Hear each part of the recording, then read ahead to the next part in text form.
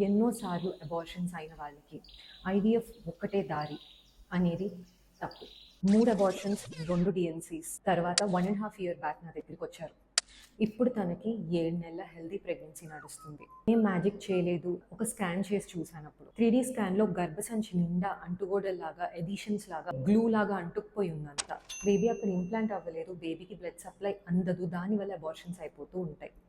First ఏం చేసామంటే hysteroscopy చేసి ఏవైతే అంటుగోడలు ఉన్నాయో, ఎడిషన్స్ ఉన్నాయో అవి క్లియర్ చేసేసాం. అలానే తన బ్లడ్ టెస్ట్ చేసినప్పుడు ఒక థ్రాంబోఫిలియా పాజిటివ్ వచ్చింది. ఏంటంటే గర్భసంచి లోపల ఉన్న బేబీ వరకు బ్లడ్ సప్లై అనేది అందకపోవడం వల్ల ఇలా ఎర్లీగా 2 నెలల్లోనే అబార్షన్స్ అవుతూ ఉంటాయి. ఈ రక్తం అనేది పలచపరచడానికి మెడిసిన్స్ అనేది ప్రెగ్నెన్సీ మొత్తం వాడుతూ ఉండే అవసరం పడుతుంది.